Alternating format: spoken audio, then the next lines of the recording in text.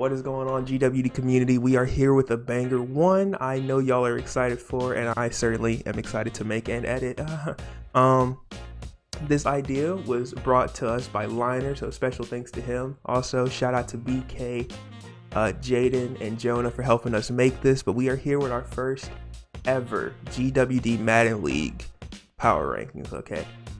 My goal is to piss y'all off. My goal is to make y'all upset, because I want to run up those comments, those likes, and those views and make y'all watch this a bunch of times. So there's some hot takes in here. There's no BS takes. We went through this and all of them make sense for us.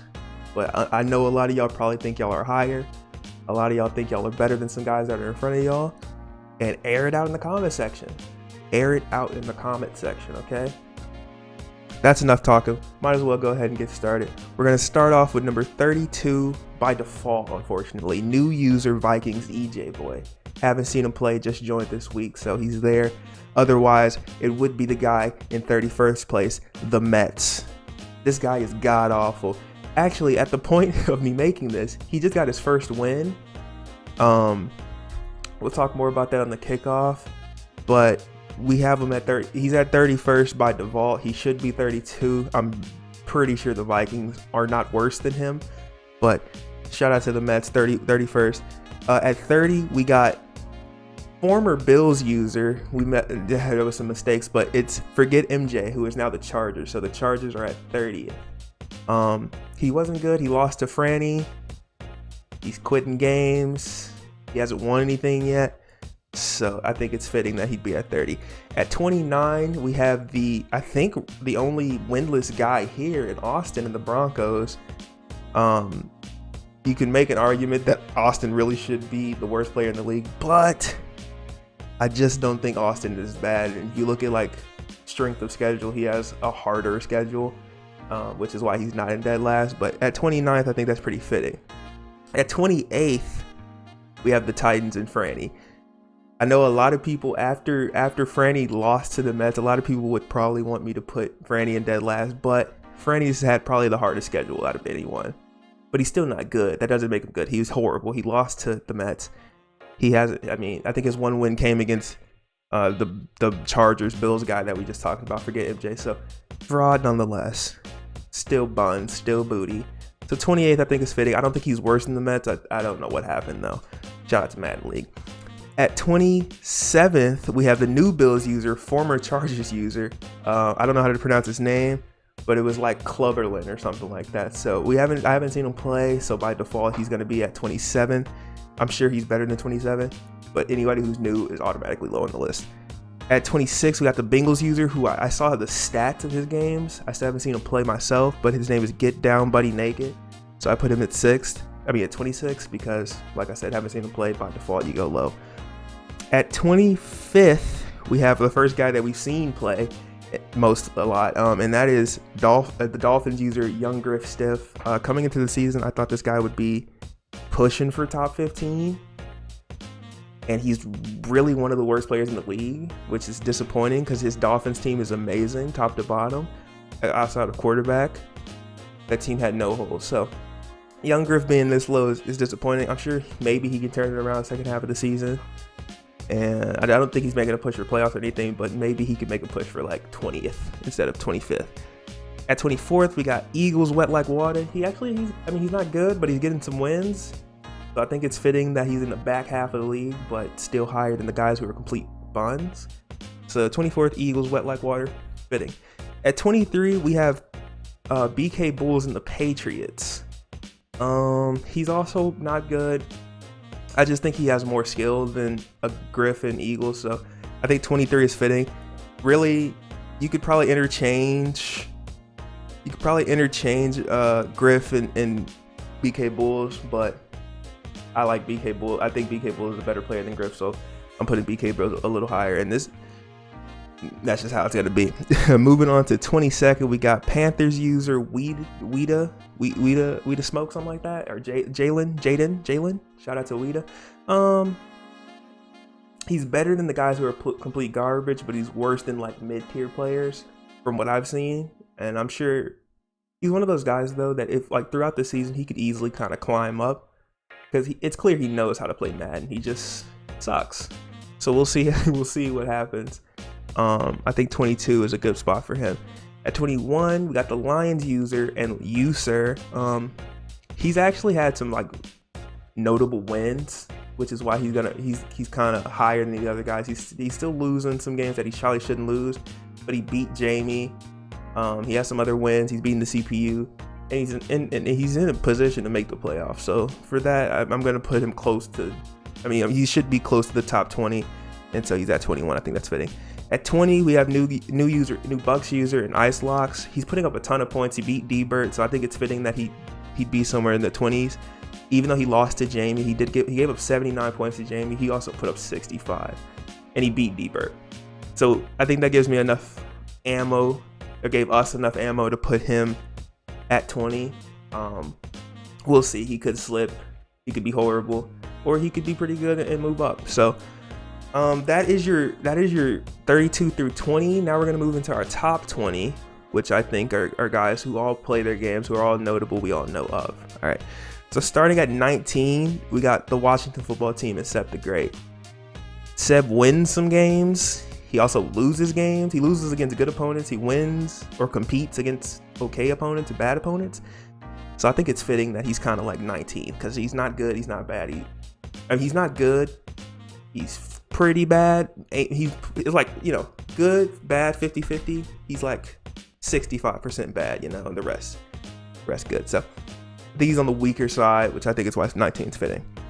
At 18, we got Dburt and the Saints. Now, if we would have made this after week 3, Dburt would have been like top 10. He has not won a game in a while, so I think it's fitting that Dburt is at 18, and he could easily slip because he's not winning games. So Dburt 18. At 17, we got BK, who I would have thought would be higher.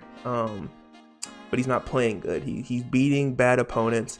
Strength of schedule opponents not good. He just lost by 105 points to Subway.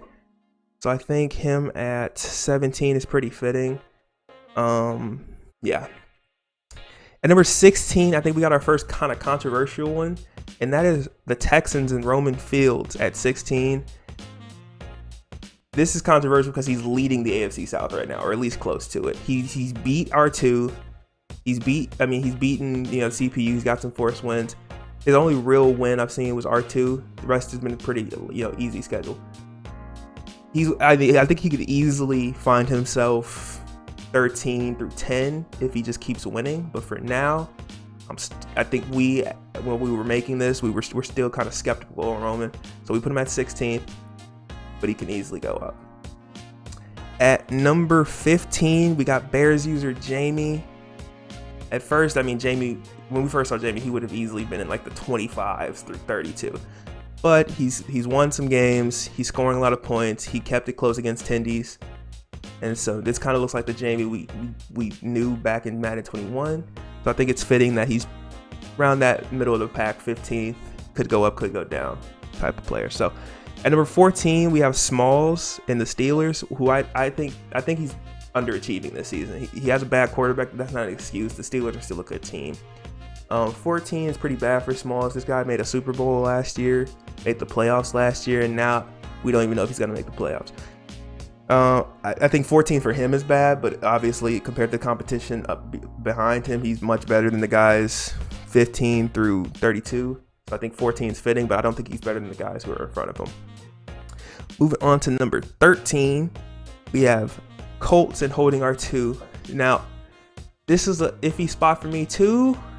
We were making this as a group. Not all of us agreed, but this is what we came up with. R2's had a weak schedule. He's losing. He's lost against guys he should beat. He's beating guys he should beat. But he hasn't like surprised anyone. He hasn't beat a team that he should have. Like he hasn't beat a team that he should have lost to. So I'm really probably on the R2 fraud watch. Other people think R2 is still that guy. Ever since he came on the kickoff, he hasn't done anything other than beat like the worst player in the league in TheMets. So if I'm R2, you really got to have a good second half of the season, because that AFC South is actually the hardest division to make a playoff, because all you guys are on the same skill level. So R2 at 13, could move him up higher. But as of right now, this first power rankings, I think we thought 13 was pretty fitting for him. Moving on to number 12, we got 49ers and Juicy. He's a good player. He's not bad. He's in a tough division. He has to play Sky and Brandon twice. So him being third, and I think his record's like 4-3.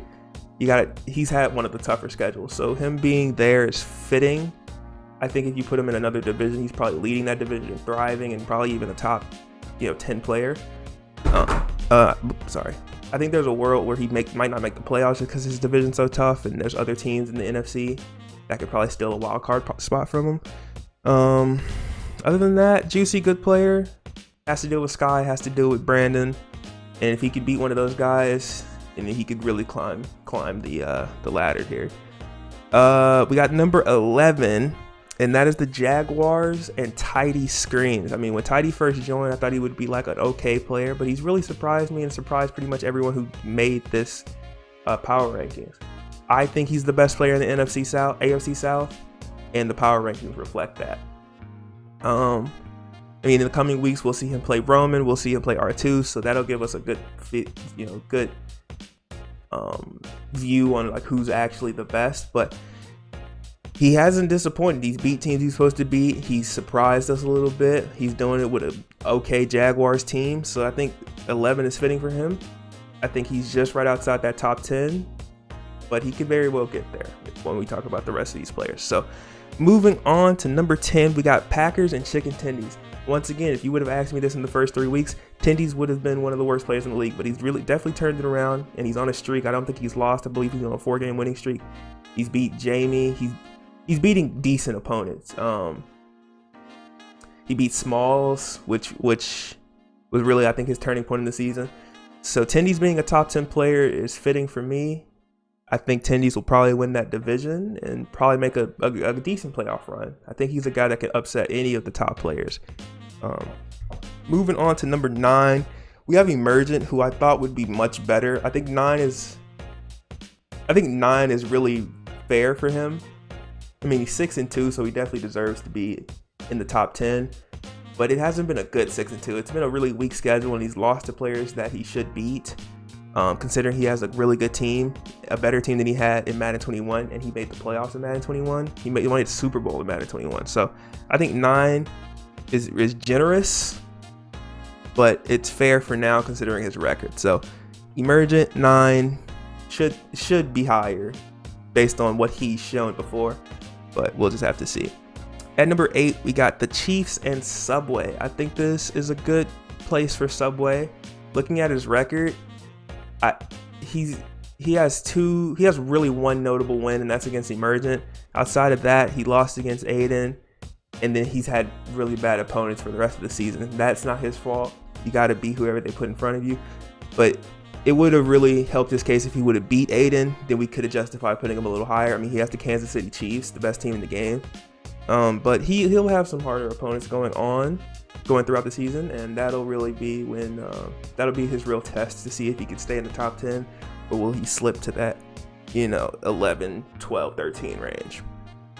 At number 7, we got Aidan Murphy. Aidan, he had one bad forced loss that's kind of staining his record, but outside of that, he's beat good opponents, he's blowing out bad teams, and he's doing it with a good Ravens team.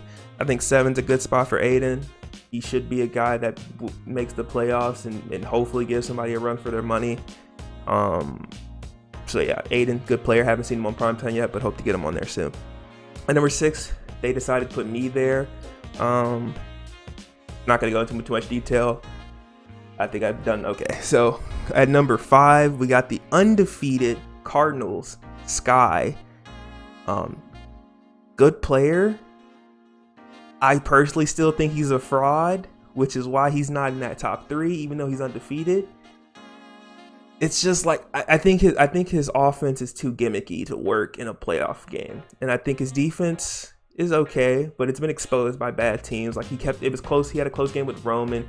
I believe he had probably have a close game with R2, a close game with Tidy. And those are two guys that, I mean, you're 5 rankings above them with a good Cardinals team. You should blow them out, but he didn't.